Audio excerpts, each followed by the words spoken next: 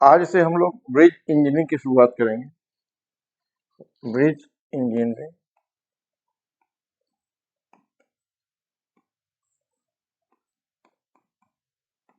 Bridge engineering,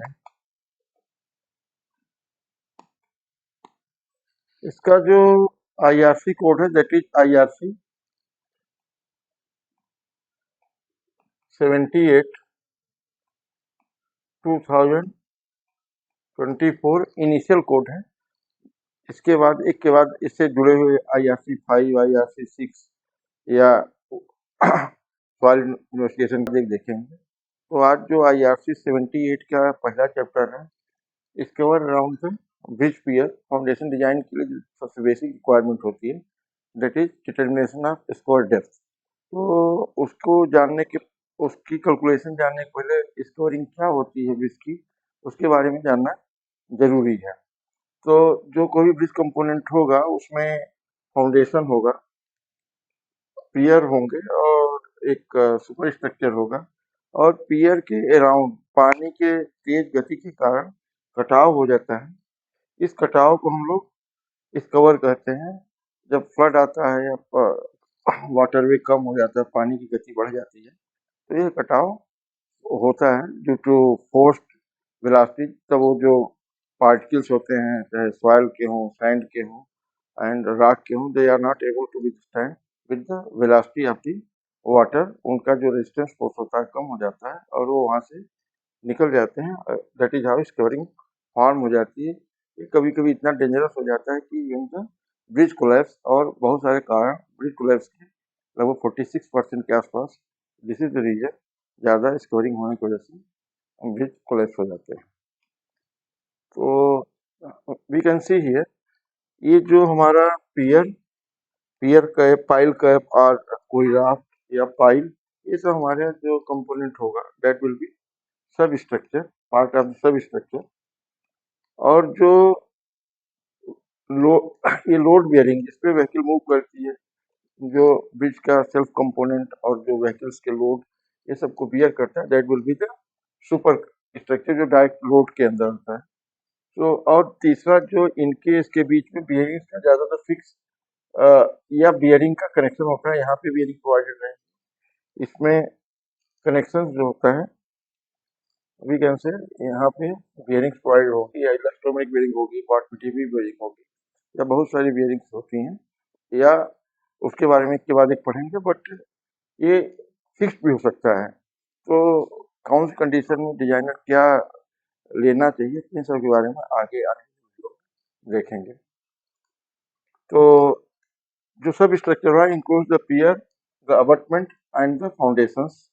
जो super structure होगा consist of deck structure itself which support the direct load due to traffic and all other permanent and variable loads to which the structure is subjected. Connections, the connection between the substructure and the superstructure, ये सब structure और super structure के बीच connection जो होता है usually made through bearings. However rigid connection between the piers may be adopted. तो ये जो ब्रिज के बेसिक्स होते हैं, एक सब स्ट्रक्चर होगा, सुपर स्ट्रक्चर होगा, उसके बीच में कनेक्शंस बियरिंग के द्वारा होंगे, या ये फिक्स भी हो सकता है। तो जो बेसिक टाइप्स ऑफ पियर्स होते हैं, जैसे एक रेक्टेंगल पियर है, ये रेक्टेंगल विथ सर्कुलर या सेमी सर्कुलर नोज, ये रेक्टेंगल विथ चैम्फर सर्कुलर, ये फिर rectangle with the chamfer faces. इस तरह के पियर होते हैं। ओवल शेप का हो सकता है, बहुत सारे डिजाइनर अलग अलग डिजाइन करते हैं, तो there can be many types. ये जो बेसिक्स होते हैं ये होते हैं। और दूसरा वॉल वॉल टाइप पियर होते हैं with the chamfer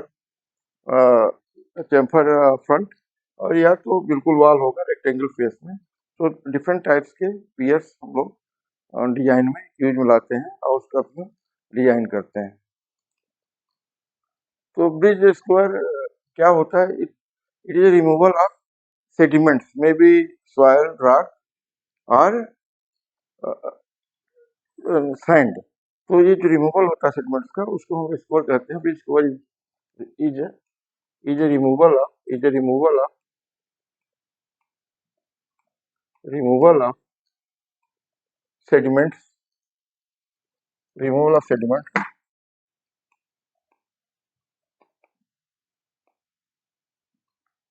such as such as soil, sand, and rock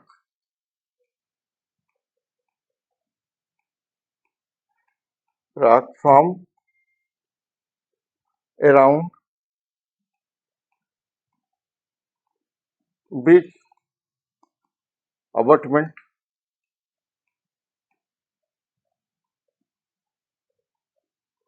और pier।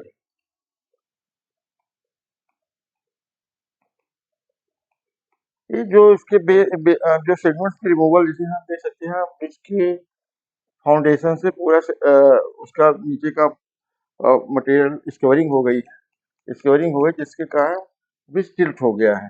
ये इसके जो मेन कारण है स्विफ्टली वाटर फ्लो। जब जब स्विफ्टली वाटर फ्लो होता है, तो स्विफ्टली वाटर फ्लो होगा तो it will take the sand और सॉइल पार्टिकल और rock particle from that foundation और वहाँ पे एक स्कवर होल बना देता है, जिससे एक इस तरह का अनस्टेबिलिटी आती है। तो इसके जो मेन का swiftly water flow vertex formation वहाँ भौर जैसी बन जाती है।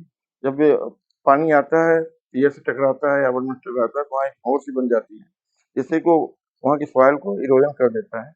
थर्ड होता है प्रेशर ग्रेडियंट। जब जब पानी उससे टकराएगा तो जो फ्रंट का प्रेशर है और उसके पीछे प्रेशर कम होगा तो उसकी वजह से भी व्हर्लपूल जैसा बन जाता है, जिससे भी जो सेडिमेंट्स है वहाँ से पार्टिकल चले जाते हैं और एक वहाँ पे गड्ढा बन जाता है, जिसे स्क्वर होल भी हम लोग कहते हैं। स्कूपिंग के द्वारा वो निकल जाता है।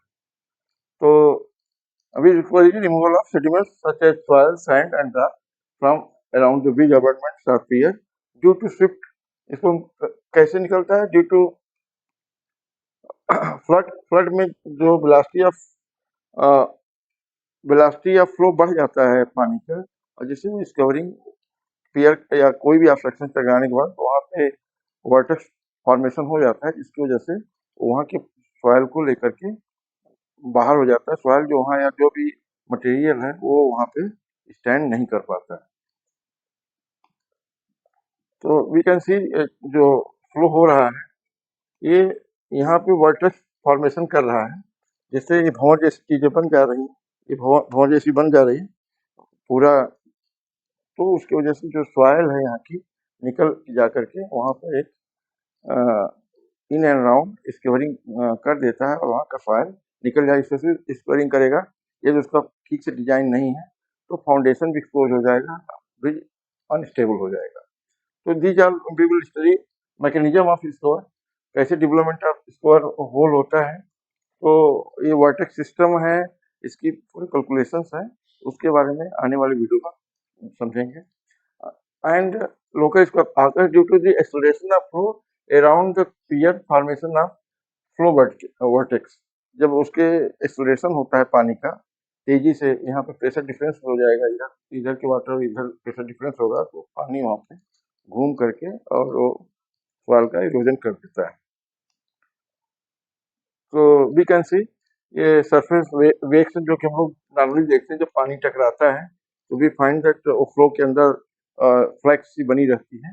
तो सरफेस और ये नीचे जा करके फिर यहाँ पे एक स्क्वायर होल का फॉर्मेशन कर देती हैं, जिससे वहाँ पे वहाँ की मिट्टी निकलना चालू हो जाती है, सैंड और रॉक जो भी है इसके प्रोटेक्शन में जो भी मटेरियल है वो निकल जाता है, एक स्क्वायर होल फॉर्मेशन कर देता है। वी कैन सी आफ्टर जब हम dry season we can see जब बट जब फ्लड आता है तो पियर्स के अराउंड इस तरह के गड्ढे ज़्यादातर नॉर्मली मिलते हैं, जिसको हम लोग स्क्वायर होल्स करते हैं। तो we can see it is due to इसको इस कवरिंग जो हुआ है पानी की वेलोसिटी की वजह से इसने वहाँ की मिट्टी को काट दिया है और यहाँ स्क्वायर होल फॉर्मेशन हो गया है। तो वर्टेक्स फ्लो इस तरह का भंवर जैसा बनता है, फॉर्मेशन होता है, जहाज या उड़ती वहाँ पे भी फॉर्मेशन होता है। तो ये फॉर्मेशन जो होता है वर्टेक्स फ्लो, जैसे कि हम लोग जब उसको कहीं ड्रेनेज करते हैं किसी सिंक से पानी निकलता है तो वहाँ भी भंवर बन जाता है, तो उसे नेचुरल कहते हैं, विदाउट फोर्स। और कहीं-कहीं जैसे कि हम लोग वॉशिंग मशीन में चलाते हैं, वो फोर्स्ड वर्टेक्स फ्लो होता है। तो vertex flow describe A fluid movement along a curved or trailing path, forming a vortex or whirlpool-like structure. Fluid rotates without an external force, like draining of water from tub. With external force, like washing machine. तो vertex flow का हम लोग example से समझ सकते हैं कि होता क्या है। जब हम ड्रेन आउट क्लब से कर रहे होते हैं तो वहाँ पानी का हम भंवर देखते हैं, वही ऐसे पियर जब ऑब्स्ट्रक्शन आ जाता है उसके इन अराउंड वही भंवर फॉर्म होती है, जो कि वहाँ से मटेरियल को जो भी अराउंड द ब्रिज, बिकॉज इतना ज़्यादा वेलोसिटी हो जाती है कि जो वहाँ का मटेरियल स्टैंड नहीं करता है और वो उड़ा करके ले जाता है। तो इसका हम लोग प्रोटेक्शन करते हैं, वहाँ पे सैंड बैग्स लगा करके या राख से इन सब का हम लोग प्रोटेक्शन करके इससे ग्रेवल बैग्स लगा करके किया जा सकता है, ताकि स्कवरिंग वहाँ कम से कम हो। तो सैंड बैग इत्यादि लगा करके हम लोग स्कवरिंग का प्रोटेक्शन करते हैं। जनरली बिफोर द मानसून बड़े ब्रिजेज हैं इंडिया में तो मेंटेनेंस पर ध्यान नहीं दिया जा रहा है, but in the developed nation जो भी हमारे ब्रिजेज हैं ड्यूरिंग ड्राई सीजन उनका बाकायदे साउंडिंग किया जाता है। उसके बाद उनके फाउंडेशंस को प्रोटेक्ट किया जाता है ताकि मेजर कोलैप्स एक्सीडेंट से बचाया जा सके। जैसे यहाँ पे अबटमेंट का प्रोटेक्शन यहाँ पे किया गया, अबटमेंट पिचिंग, ताकि उसका अबटमेंट का प्रोटेक्शन ना हो, बल्कि इरोजन ना हो। ऐसे ही इसके नीचे पॉलीथीन बिछा करके और राख, अब कभी-कभी गैबियन से भी करते हैं, या बहुत सारे जियो टेक्निक्स आ गई हैं जिसके द्वारा हम लोग प्रोटेक्शन ऑफ दी से अबटमेंट किया फाउंडेशंस का प्रोटेक्शन कर लेते हैं, ताकि मेजर मतलब मेजर कोलैप्स और मेजर एक्सीडेंट से बचा जा सके। तो इसका जो मॉनिटरिंग है, लेटेस्ट टेक्निक सोनार यूज करके इंस्ट्रूमेंटेशन करके हम लोग इसकी मॉनिटरिंग भी, जो इम्पोर्टेंट ब्रिजेज हैं उसमें इसकी मॉनिटरिंग भी करना चाहिए, so that before bridge gives way और वो कोलैप्स होने की स्थिति में आए, जो कि बहुत ही कॉस्टली अफेयर हो जाता है। तो वी कैन इसको मॉनिटर करके और प्रोडक्शन कर सकते हैं कि उसमें क्या चल रहा है। We can use the sonar technique for doing the production of pier foundation from the scouring. तो ये कुछ एग्जाम्पल्स हैं इफेक्ट ऑफ स्कोरिंग, जैसे हम प्रोडक्शन नहीं किए या अच्छे से डिजाइन नहीं किए स्कोरिंग डेप्थ की, इस तरह के कोलैप्स हो सकते हैं। जैसे यहाँ पर पूरा स्कोरिंग हो गया है, ये पूरे ब्रिज के पियर से पूरे मटेरियल को स्कोर कर दिया, इट हैज डिस्टेबलाइज। यहाँ पे बहुत तेज बाढ़ आई, उसमें पूरा ब्रिज वॉश आउट हो गया। So all this is reason of scouring के द्वारा एक्सीडेंट हुआ। यहाँ पे इधर से वाटर फ्लो कर रहा है and it is exposing the foundation and after some time it may collapse. ये यहाँ पे भी इसमें स्कवरिंग पूरी हो गई है, और ये सब जगह हम देख सकते हैं कि स्कवरिंग पूरी पड़ी है बिकॉज ऑफ फ्लड। तो इसका प्रोटेक्शन होना बहुत जरूरी है। Once we know that erodable soil है, वहाँ जो फ्लड है बहुत तेज आता है, सीजनल फ्लड बहुत तेज आते हैं, पहाड़ से उतर के फ्लड बहुत तेज आते हैं, वहाँ we should take all the care to avoid the foundation failures. अभी यहाँ पे स्कवरिंग की वजह से पूरी पाइल एक्सपोज हो गई है। ये ब्रिज तो ये ठीक है, बट यहाँ पे पाइल कोलैप्स हो गई और ये जो अपार्टमेंट है अनस्टेबल हो गया। यहाँ पे पूरी पाइल एक्सपोज हो गई है ड्यू टू स्कवरिंग। यहाँ पे ये कोलैप्स ही हो गया है। All this has happened in the real time. यहाँ पे ब्रिज पूरी तरह से कोलैप्स हो गया।